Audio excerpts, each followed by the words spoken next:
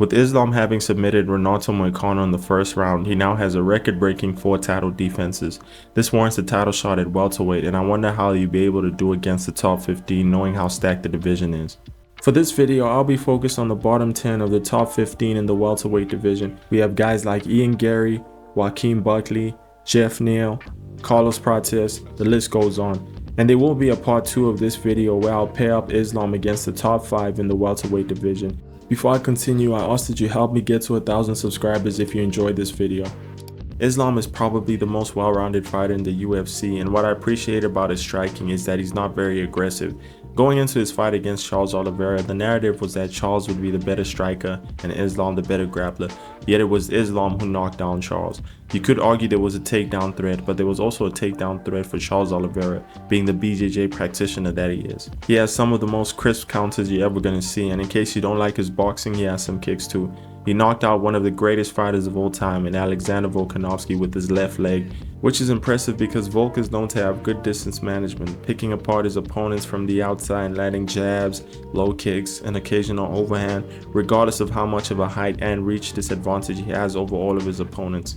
On top of that, he has a very well-rounded grappling arsenal. He comes from a combat sambo background, so that allows him to get takedowns from the clinch using sambo trips and judo throws. A great example of that is this sequence from his Arman Tsarukyan fight. The only weakness he has when it comes to getting takedowns is shooting for double and single legs. He did shoot for one in his fight against Dan Hooker and submitted him via Kimura, but that wasn't the same Dan Hooker that fought Gamrot. His takedown defense wasn't that good back then, and I think it had a lot to do with the fact that he didn't have the tats yet. But most of his takedowns are from the clinch, and the only time I see him shoot for single and double legs is when he's going up against strikers.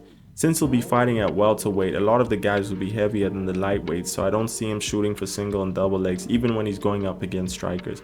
That still doesn't mean anything because he's very good at takedowns from the clinch anyway. Islam isn't primarily known for his ground and pound, and his fight against King Green might say otherwise, but looking at his record, that's his only finish by ground and pound. He likes to go for submissions or KO. Most of the time it's a submission, and his favorite submissions are his Darce choke and his arm triangle. His arm triangle was the same submission he used against Charles Oliveira and Darce choke against Renato Moicano and Dustin Poirier. They say it's very tight, and I honestly believe them because they tap immediately. Islam is easily top 3 best fighters in the UFC right now, judging from his performance, activity, consistency, and level of competition. But that doesn't mean he'll be able to beat every welterweight simply because they will be bigger than him, and Islam hasn't proved anything in this division yet. That's why I'm going to explore the possibility of him losing to the guys even at the bottom of the rankings. Michael Venom Page is number 15 for crying out loud. And people may have a lot to say about him regarding his grappling, but I honestly think he's one of the top 5 best strikers in the UFC right now, simply because he's offering something that's never been seen before. We saw him outstrike one of the best strikers in the UFC in Ian Garry. I would say Sharon Magomedov was on his way to becoming that, but we just don't know because he hasn't faced that much high-level competition. But he outstruck him too, and the only reason Ian Garry won was because he had to grapple, and Sharon lost because he kept things on the feet. It might be due to his lack of grappling. If Ian Garry was able to outgrapple MVP, I think Islam should have an easy time taking him down in the first round and submitting him. But if he isn't able to take down MVP for 3 rounds, I see it going to MVP. Considering that Islam isn't very good at single and double legs, he may have some difficulty getting in clinch positions to get the takedown, knowing that MVP has that right hand that he's just waiting to land on Islam. And if he does land it, I see Islam sleeping because this is at welterweight and MVP is a very powerful guy. Some of the more easier fights in the division are Colby Covington and Gilbert Burns because they are good grapplers, but I don't think they'll be able to take Islam down. And even if things do go to the ground, it'll be because Islam was the one who initiated it, and he should have a lot of success down there because he is a good BJJ practitioner, and he should be able to control them very well, knowing that Colby Covington's wrestling is not that strong. And Gilbert Burns might be able to pull off a submission miraculously because he is one of the most decorated BJJ practitioners in the UFC. But the simple fact that he doesn't come from a wrestling background means Islam will be in the dominant positions for the most part. Carlos Prates is an interesting matchup because his fight weight was 178 pounds, which is literally lighter than what Islam weighed when he faced Renato Moicano. He was around 180 pounds.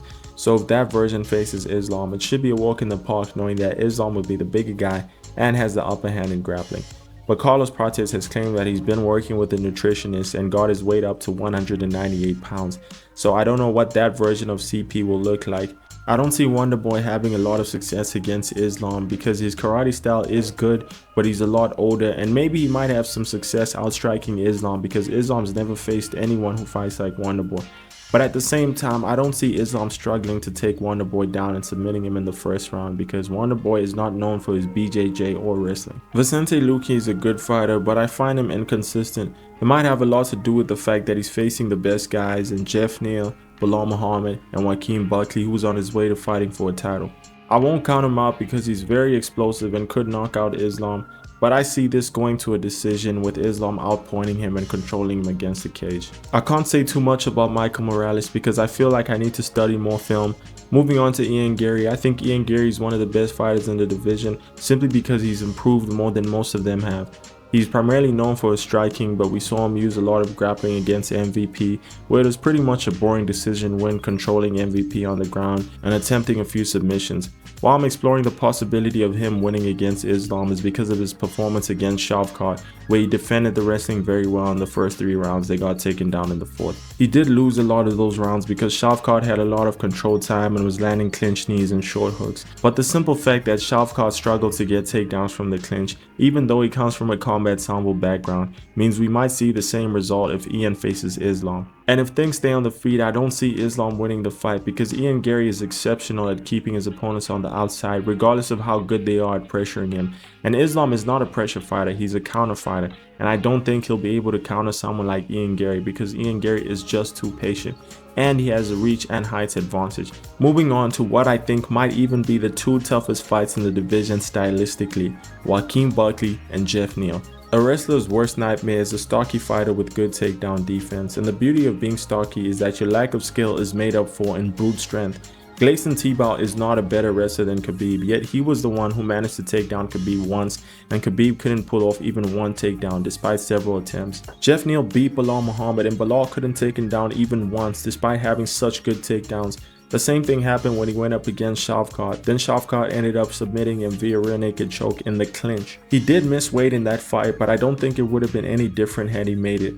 He's a pretty strong guy, and I saw in his fight against Ian Garry, he was controlling Ian against the cage, and Ian was struggling to escape. Buckley might even be a worse matchup for Islam because he's young, hungry, and in his prime. In his fight against Colby Covington, he defended the wrestling very well, and one thing I knew before the fight started was that if Colby doesn't manage to get a takedown, it's a wrap for him. Buckley is explosive, and there is a method behind the madness because when you look at him fight, he just looks like he's a wannabe Mike Tyson who's chasing a knockout at the expense of fundamentals, but he uses a lot of lateral movement. I saw that in his fight against Chris Curtis and Nursultan Rizboyev. That was a one-sided ass beating, much like most of his other fights. What I appreciated was the fact that Rizboyev looked like he was the one with the height and reach disadvantage despite standing at 6'5". Why? Because Buckley has great distance management, and I think he would use that very well against Islam, and I don't see Islam winning that fight if I'm being completely honest with you. I hope you guys enjoyed the video. A part 2 will be coming out where I'll pair Islam against the top 5 guys at welterweight. Like and subscribe. Peace out.